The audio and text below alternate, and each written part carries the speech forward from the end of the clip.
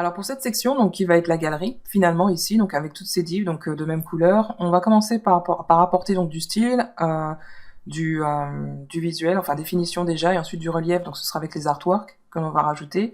Si on regarde au niveau des assets, on a donc toute cette section qui est images. À l'intérieur donc de l'explorateur de fichiers, vous allez trouver donc cette section qui est le dossier images avec le sous-dossier qui s'appelle galerie, où vous allez trouver donc tous les artworks que l'on va utiliser pour cette section. Voilà, donc pour l'instant on a juste des divs, et si on vérifie donc pour uneven, donc pour cette classe, dans les quelques règles CSS que l'on a fournies, donc uneven, donc voilà, on a déjà display flex, disposé en flex wrap, donc c'est-à-dire qu'on applique un retour automatique. Si on le retirait, qu'est-ce que ça donne? Voilà, donc on va voir.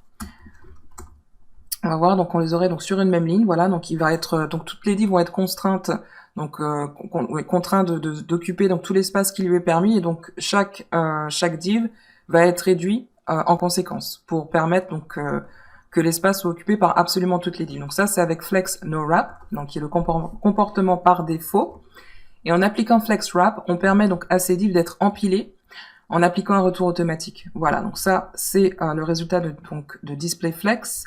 Flex wrap, voilà, donc 60% pour width, donc on applique voilà donc une largeur qui sera de 60% pour cette galerie, donc on reste pas uniforme par rapport au reste de notre document, donc c'est vrai qu'on a des containers, on utilise donc un conteneur donc qui va être de même largeur pour toutes les autres sections.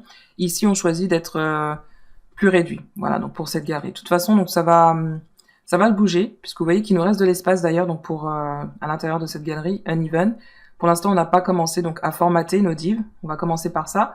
Donc on va commencer avec des finitions qui sont très simples, vous voyez, donc ce sont des divs, voilà, donc brut, on a cette couleur bordeaux, plutôt mauve.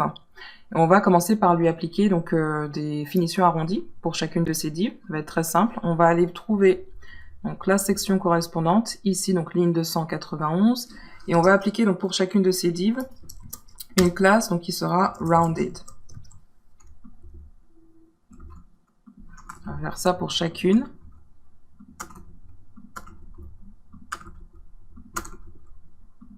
Voilà, donc début, voilà. Et donc ce qu'on va faire, donc c'est appliquer des couleurs qui seront différentes. Donc pas seulement les couleurs, on va aussi donc jouer avec l'espace qu'ils occupent, donc c'est-à-dire largeur, etc. On va voir donc comment on va faire ça. Ensuite, on voit ça tout de suite dans la vidéo suivante.